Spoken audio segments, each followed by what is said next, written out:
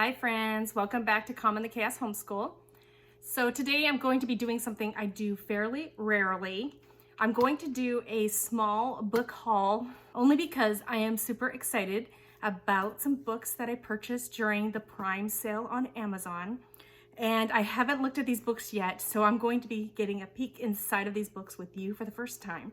Of course, before purchasing it, I did look at the insides to see if it was something that I wanted. I got a really good deal on all of these books, so I'm very excited about that. And I'm excited about showing you what I got here, along with taking a peek inside of them with you today. So here is my pile of books I'm going to be looking at here. As you can see, they are sort of resource books, encyclopedia style books. And before I get into these resources, just a reminder, I will link these resources in the description box below if you're interested in checking them out further. So I have a rule for myself when it comes to buying books, and that is that anything that I buy has to directly relate to a topic that we are studying this year or next year.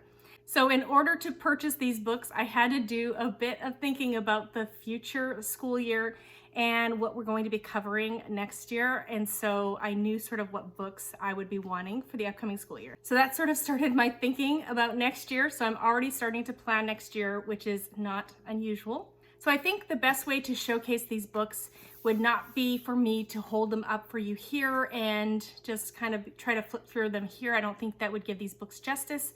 What I'm going to do is I'm going to just go through the books here, and as I'm talking about each book, I'm going to put a video of me kind of doing a short flip through of each book so you can get a better idea of what the inside of each book looks like. So the book I'm going to start with is actually one that I'm super excited about. It just looks so beautiful and I can't wait to get into it. The reason why I got this book was because next year I have decided that between me and my kids, with their input, we have decided that my boys and my oldest girl, so my currently two 11-year-old boys and 14-year-old girl, are going to be studying Earth and space science. Now, I knew that my daughter was super interested in space science, and I've actually already created a unit.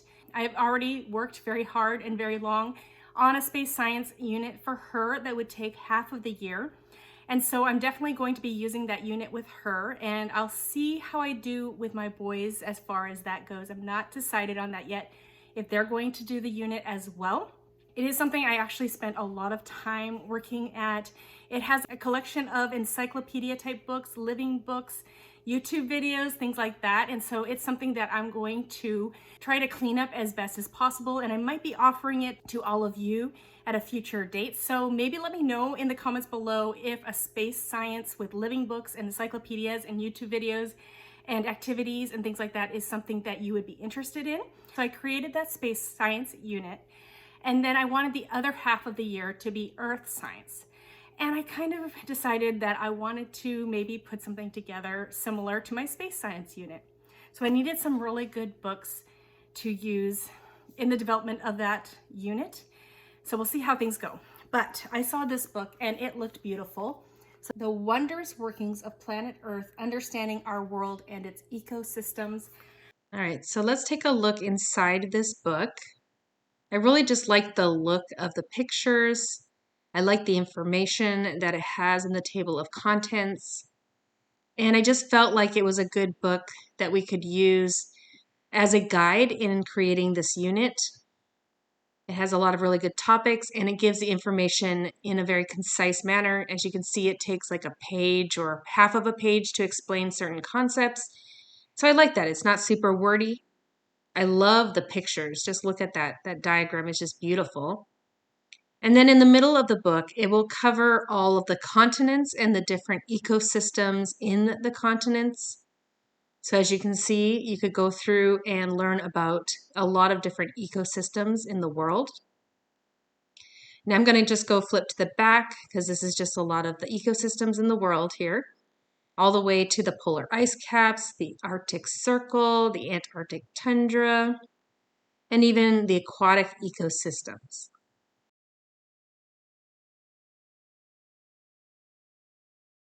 Towards the end here, we're going to be talking more about conservation and the effect of humans on the environment.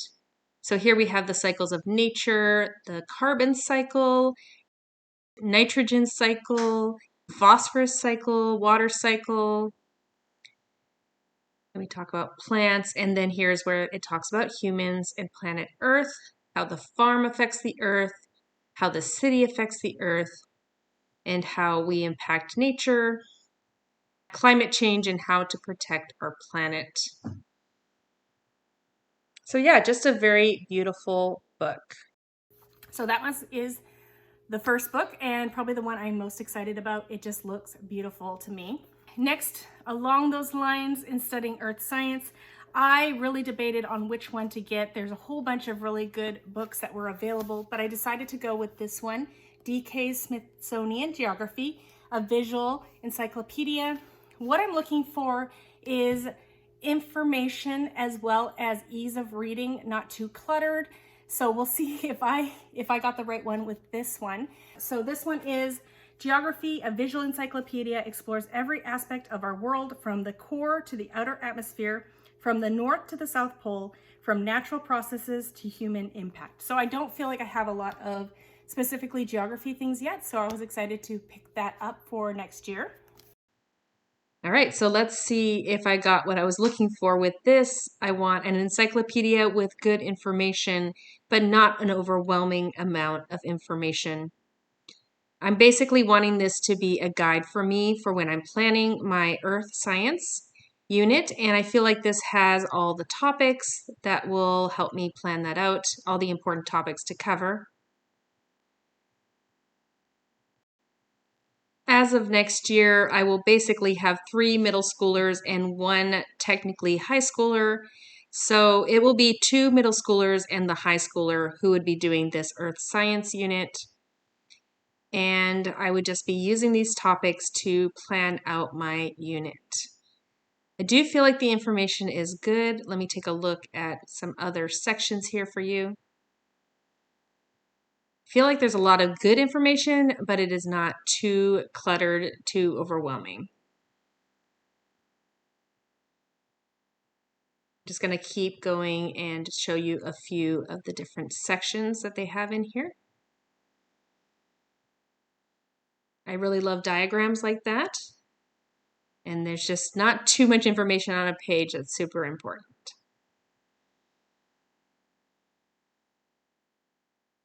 So I hope this flip through will give you a good idea of the type of information and what this book looks like. I want to keep showing you this book, but I'm just going to speed it up a little bit as I go through the different sections so you can have a good idea of the topics covered and just what the inside of this book looks like. Just looks like a very good, comprehensive encyclopedia for geography, from the earth science to different populations and countries of the world. This next one is more because of what we're studying this year. 3 of my kids, so my 11 and my oldest, who is 14, they are studying mostly chemistry and physics, and my oldest will be adding a little bit of engineering to that. So I picked this one up, Smithsonian's Our World in Pictures, the Elements. So I just thought this looked really great because it shows all the elements and sort of what things are made from those elements. So really excited about taking a peek inside of this book. And the back says, discover the elements, the building blocks of matter that make up not only our world, but the entire universe. The spectacular guide shows what all the elements look like, as well as the remarkable ways we have learned to use them. The Element Books presents all 118 elements from actinium to zirconium in one amazing volume packed with incredible images and fascinating facts. So that's the back there. So we've already started using this one in our science, and I really just like how it's laid out. I just like the information that it has. Here's the table of contents if you want to pause and take a look. And we just started with reading these first few pages here in the front, just talking about the different elements and where they're found and how they were found. And then I really like this section, and this is what most of the book is like. Basically, it goes through all the elements and it talks about where they're found and how these elements are used in everyday life. So I just think it's a really fun and practical way to learn about the elements and just bring these elements more to life and just give the kids and myself a better idea of what these elements are and why they are important to us or what we know about them so far.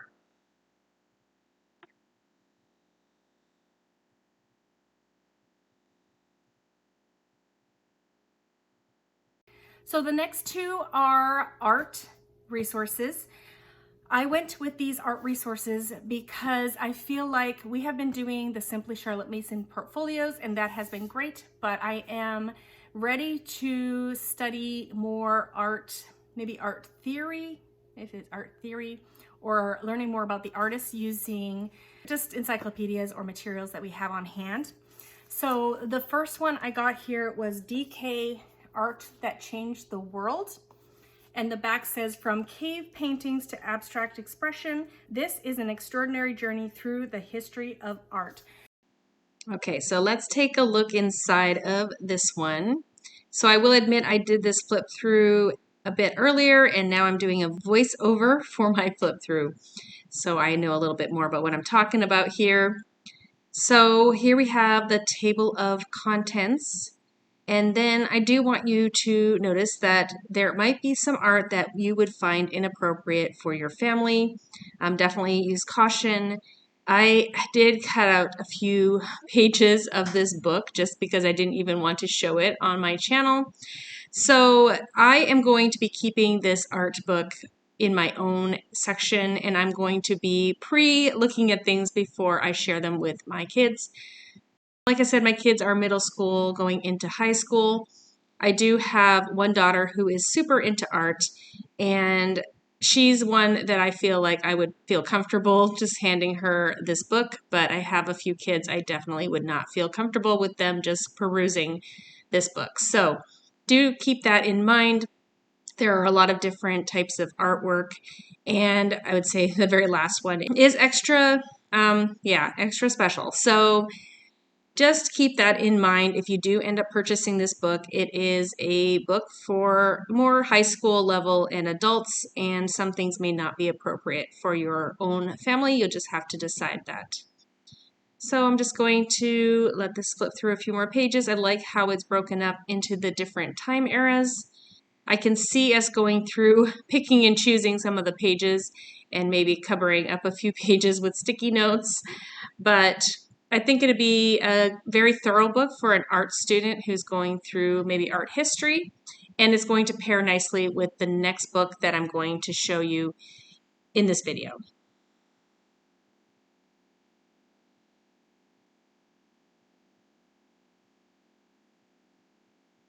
So this is something that I would probably be putting in my morning basket and just probably spending several years working through, along with the next one here, and that is this one here. So this is DK Artists, Their Lives and Works. So as we're studying different pieces of art throughout history, we can pull this one up and learn more about the artists. So the back says, every good painter paints what he is. Jackson Pollock. A fascinating and beautiful celebration of more than 80 great artists from the early Renaissance to present day. Artists explore the enthralling stories of their lives, their loves, and their work. Just like that last art book, I'm going to assume that not everything in this book will be appropriate for my children. So it's just going to be something that I'll use as a resource for me to teach about the artists. I will just make sure I pre-read before I share this with my kids and just make sure we know what's coming up in this book. So here's the table of contents, and it talks about all these different artists in this book. I'm already starting to use this with learning Da Vinci because we're learning about Da Vinci. So I've already started reading a few pages about him. But basically it goes through and it talks about some of these major artists and their works and their main pieces and their life. So I really like the look of this book.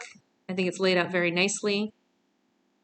And there will be no shortage of artists that we can study using this book. It'll be very helpful in choosing artists to study throughout the next few years of our homeschool. And if my one daughter wants to study art a little more thoroughly, there's plenty of information for her to learn from in here.